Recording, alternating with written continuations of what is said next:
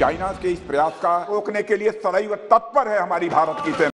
এবার ভারতকে নরক বানাতে ভয়ঙ্কর রোবট বাহিনী মোতায়েন করেছে বেইজিং, যা দেখে প্রচণ্ড ভয় পেয়েছে ভারতীয় সেনারা। সামাজিক যোগাযোগ মাধ্যমে ছড়িয়ে পড়া একটি ভিডিও দেখা যাচ্ছে দুর্গম পাহাড়ি পথে হেঁটে যাচ্ছে হুবহু মানুষের মতো দেখতে এক রোবট। হাঁটাচলা এবং অঙ্গভঙ্গি এতটাই সাবলীল যে দূর থেকে সাধারণ মানুষের পক্ষে এর সঙ্গে রক্ত মাংসের সৈনিকের পার্থক্য করা অসম্ভব। জুন শিগুয়ানচা নামের একটি নির্ভরযোগ্য এক্স হ্যান্ডেল থেকে এই ভিডিওটি প্রকাশ্যে আনা হয়েছে। দাবি করা হচ্ছে লাইন অফ কন্ট্রোল বা প্রকৃত নিয়ন্ত্রণ রেখায় ভারতীয় সেনাদের গতিবিধির উপর 24 ঘন্টা নজরদারি চালাতেই পিপলস লিবারেশন আর্মি এই ভয়ঙ্কর প্রযুক্তি মাঠে নামিয়েছে। আনন্দবাজার পত্রিকার সাম্প্রতিক প্রতিবেদনেও এই তথ্যের সত্যতা উঠে এসেছে, যা ভারতীয় নিরাপত্তা ব্যবস্থাকে বড়সড় চ্যালেঞ্জের মুখে ঠেলে দিয়েছে। প্রথম দর্শনে দুর্গম পাহাড়ি অঞ্চলে স্থিরভাবে দাঁড়িয়ে থাকা বা হেঁটে চলা এই রোবটটিকে অনেকে সিনেমার দৃশ্য বলে ভুল করতে পারেন। ভারতের একাংশ শুরুতে দাবি করেছিল যে এটি কৃত্রিম বুদ্ধিমত্তা বা এআই দিয়ে তৈরি কোনো ফেক ভিডিও, কিন্তু বাস্তবতা হলো অরুণাচল প্রদেশ বা লাদাখের কাছে নিয়মিত টহলের সময় খোদ ভারতীয় সৈনিকরাই বেইজিংয়ের এই যন্ত্রমানবের মুখোমুখি হয়েছে। চীনের প্রযুক্তিগত উৎকর্ষের কাছে ভারতের এই অসহায়ত্ব নতুন নয়। গত নভেম্বরেই রোবট নির্মাণে অভূতপূর্ব সাফল্যের কথা জানিয়েছিল চীনের রাষ্ট্রীয় সংবাদ মাধ্যমগুলো। সেখানে স্পষ্ট উল্লেখ করা হয়েছিল দেশটির প্রযুক্তি প্রতিষ্ঠান এজিবট এমন একটি রোবট তৈরি করেছে যা টানা 106 কিলোমিটার পথ বিরামহীনভাবে পাড়ি দিতে সক্ষম। এই বিশাল দূরত্বের মধ্যে ছিল জিয়াংসু প্রদেশের সুঝোর জেনজি হ্রদ থেকে সাংহাইয়ের বুন্ডো পর্যন্ত দুর্গম অঞ্চল। কোনো প্রকার বিশ্রাম ছাড়া একটানা এই দীর্ঘ পথ পাড়ি দিয়ে রোবটটি গিনেস বুক অফ ওয়ার্ল্ড রেকর্ডসে নিজের নাম লিখিয়ে নিয়েছে। বেজিংয়ের এই সাফল্য প্রমাণ করে যে প্রযুক্তির লড়াইয়ে ভারতের চেয়ে কয়েক যোজন এগিয়ে রয়েছে শি জিনপিংয়ের দেশ। এজিবটে দেওয়া তথ্য মতে সীমান্তে মোতায়েন করা তাদের এই হিউম্যানয়েড বা মানুষরূপী রোবটগুলোর উচ্চতা 5.7 ফুট এবং ওজন প্রায় 55 কেজি, অর্থাৎ একজন গড়পড়তা সৈনিকের শারীরিক গঠনের সঙ্গে এর শতভাগ মিল রাখা হয়েছে। এই রোবটটি পরিচালিত হচ্ছে বিশ্বের সবচেয়ে উন্নত কৃত্রিম বুদ্ধিমত্তা মডিউল দ্বারা। এর শক্তির উৎস হিসেবে রয়েছে উচ্চ ক্ষমতা সম্পন্ন লিথিয়াম আয়ন ব্যাটারি, যা মাইনাস তাপমাত্রাতেও দীর্ঘদিন কাজ করতে সক্ষম। ভারতের সঙ্গে চীনের প্রায় 3500 কিলোমিটার দীর্ঘ সীমান্ত রয়েছে, যা লাইন অফ অ্যাকচুয়াল কন্ট্রোল নামে পরিচিত। এই বিশাল এবং দুর্গম সীমান্তে 24 ঘন্টা মানুষের পক্ষে পাহারা দেওয়া অসম্ভব। ঠিক এই দুর্বলতাকেই কাজে লাগাচ্ছে চীন। রোবটটিতে ব্যবহার করা হয়েছে অত্যাধুনিক জিপিএস সিস্টেম, যা 1 ইঞ্চিও ভুল করে না। এছাড়া এতে যুক্ত রয়েছে ইনফ্রারেড ডেপথ ক্যামেরা, যা সূর্যের আলোর অবস্থান বোঝে এবং রাতের অন্ধকারেও পাথর বা বাধার অবস্থান নিখুঁতভাবে শনাক্ত করতে পারে। এর ফলে ভারতীয় সেনারা অন্ধকারে লুকিয়ে থেকেও চীনের নজরদারি এড়াতে পারবে না। চীনের সামরিক বাহিনীতে রোবটের ব্যবহার এটিই প্রথম নয়। গত সেপ্টেম্বরে বেইজিংয়ের তিয়ানআনমেন স্কোয়ারের কুচকাওয়াজে পিপলস লিবারেশন আর্মির রোবট কুকুরের মহড়া বিশ্ব দেখেছিল। সেই যান্ত্রিক কুকুরগুলোর পিঠে বসানো ছিল স্বয়ংক্রিয় মেশিন গান। এবার সীমান্তে হিউম্যানয়েড রোবট মোতায়েন করে চীন বুঝিয়ে দিল আগামী দিনের যুদ্ধে তারা ভারতীয় সেনাদের বিরুদ্ধে নিজেদের রক্ত মাংসের মানুষ ব্যবহার করার প্রয়োজনও মনে করছে না। প্রতিরক্ষা পর্যবেক্ষকরা মনে করছেন মোদী সরকারের জন্য এটি এক বড় ধরনের অশনি সংকেত, কারণ এই প্রযুক্তির মাধ্যমে চীন কোনো সেনা সদস্যের প্রাণহানি ছাড়াই মানচিত্র পরিবর্তন করার সক্ষমতা অর্জন করছে। অন্যদিকে ভারত এখনও মান্ধাতার আমলের নজরদারি পদ্ধতির উপর নির্ভর করে আছে। সীমান্তে যখন এই রোবট বাহিনী সক্রিয়, তখন ভারতীয় সেনারা এখনও শীতবস্ত্র এবং রসদ পরিবহনের সমস্যাতেই হাবুডুবু খাচ্ছে।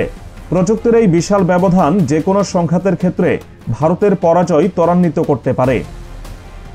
তবে চীনের প্রস্তুতি কেবল রোবটেই সীমাবদ্ধ নয়। ভারতের উপর চাপ সৃষ্টি করতে এবার নেপাল সীমান্তকেও ব্যবহার করছে পিএলএ। নেপাল সীমান্তে একেবারে শিকারীর মতো উৎপেতে বসে আছে চীনের বিশাল সেনাবহর। তাদের লক্ষ্য অত্যন্ত পরিষ্কার, ভারতীয় সেনাদের গর্ব ধূলিসাৎ করে দেওয়া। 1962 সালের যুদ্ধে ভারতের শোচনীয় পরাজয় এবং 2017 সালের ডোকলাম সংকটে চীনের অনড় অবস্থান এখনও ভারতীয়দের মনে দগদগে ঘা হয়ে আছে। সেই পুরনো ভয় থেকেই সময় থাকতেই সীমান্তে তড়িঘড়ি করে নিরাপত্তা বাড়ানোর চেষ্টা করছে মোদী সরকার। কিন্তু চীনের আগ্রাসী প্রস্তুতির সামনে ভারতের এই আয়োজন কতটুকু টিকবে তা নিয়ে খোদ ভারতীয় মহলে সংশয় রয়েছে। সম্প্রতি জি নিউজের প্রতিবেদনে বলা হয়েছে, নেপাল সীমান্তে সেনাদের জড়ো করার কাজ পুরোদমে শুরু করেছে চীন। তিব্বতের জোঙ্গা কাউন্টির কর্মজিয়া আউটপোস্টে পিপলস লিবারেশন আর্মির অস্বাভাবিক সামরিক উপস্থিতি লক্ষ্য করা গেছে। কর্মজিয়া আউটপোস্ট এলাকাটি ভৌগোলিক অবস্থানের কারণে অত্যন্ত গুরুত্বপূর্ণ। এটি নেপাল চীন সীমান্তে অবস্থিত হলেও এখান থেকে ভারতের উপর নজরদারি করা চীনের জন্য অনেক সহজ। এই আউটপোস্টের মাধ্যমে বেইজিং আশেপাশের উপত্যকা এবং গুরুত্বপূর্ণ বাণিজ্য রুটগুলোর উপর পূর্ণ নিয়ন্ত্রণ প্রতিষ্ঠা করতে পারবে। প্রতিরক্ষা বিশেষজ্ঞরা নিশ্চিত করেছেন যে নেপাল নয়, চীনের এই বিপুল আয়োজনের মূল লক্ষ্য আসলে ভারত। সীমান্তে চীনের সেনারা যে যুদ্ধংদেহী মনোভাব নিয়ে অবস্থান করছে তা উপগ্রহ চিত্রেও ধরা পড়েছে। ভূপৃষ্ঠ থেকে 5000 ফুট উচ্চতে চীনের সেনাদের অবস্থানের ভিডিও ইতিমধ্যেই অনলাইনে ছড়িয়ে পড়েছে। এই বিশাল উচ্চতায় অবস্থান করার কারণে যুদ্ধের ময়দানে ভারত থেকে প্রাকৃতিকভাবেই সুবিধাজনক অবস্থানে থাকবে শি জিনপিংয়ের সেনারা। উঁচুতে থাকার ফলে চীনের মিসাইল এবং আর্টিলারি ইউনিটগুলো ভারতের অনেক গভীরে নির্ভুলভাবে আঘাত হানতে সক্ষম হবে, যা মোকাবিলার সাধ্য ভারতের বর্তমান আকাশ প্রতিরক্ষা ব্যবস্থা নেই বললেই চলে। ভারতের পক্ষ থেকে অবশ্য নিজেদের মান বাঁচানোর চেষ্টা চলছে। সম্প্রতি লাদাখে মোথনিয়মা নামে একটি বিমান ঘাঁটি উদ্বোধন করেছেন ভারতের প্রতিরক্ষা মন্ত্রী রাজনাথ সিং। $26 মিলিয়ন ব্যয়ে নির্মিত এই ঘাঁটিটির অবস্থান সমুদ্রপৃষ্ঠ থেকে 13,700 ফুট উপরে। আন্তর্জাতিক সীমান্ত লাইন অফ অ্যাকচুয়াল কন্ট্রোল থেকে এর দূরত্ব মাত্র 23 কিলোমিটার। রাজনাথ সিং এই এয়ারবেসটিকে গেম চেঞ্জার হিসেবে অভিহিত করলেও বাস্তব চিত্র ভিন্ন। চীনের দীর্ঘদিনের প্রস্তুতির কাছে এই নতুন ঘাঁটিটি নিতান্তই অপ্রতুল। হিমালয়ের পাদদেশের প্রতিকূল পরিবেশে চীন অনেক আগে থেকেই স্থায়ী এবং মজবুত সামরিক অবকাঠামো গড়ে তুলেছে।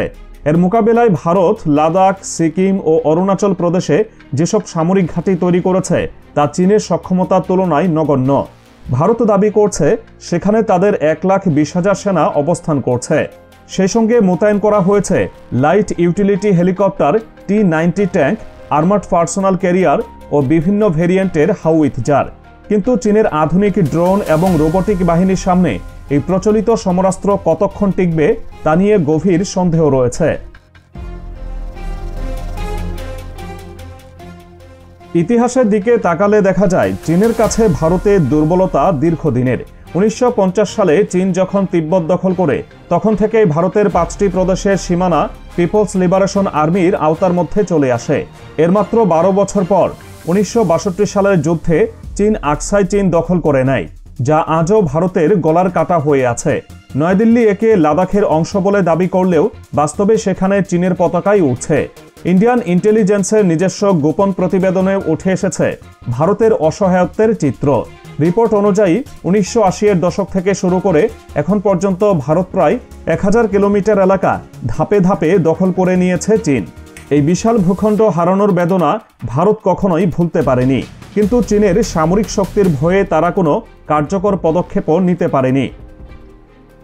অর্থনৈতিক এবং সামরিক বাজেটের দিক থেকেও ভারতের চেয়ে যোজন যোজন এগিয়ে বেইজিং।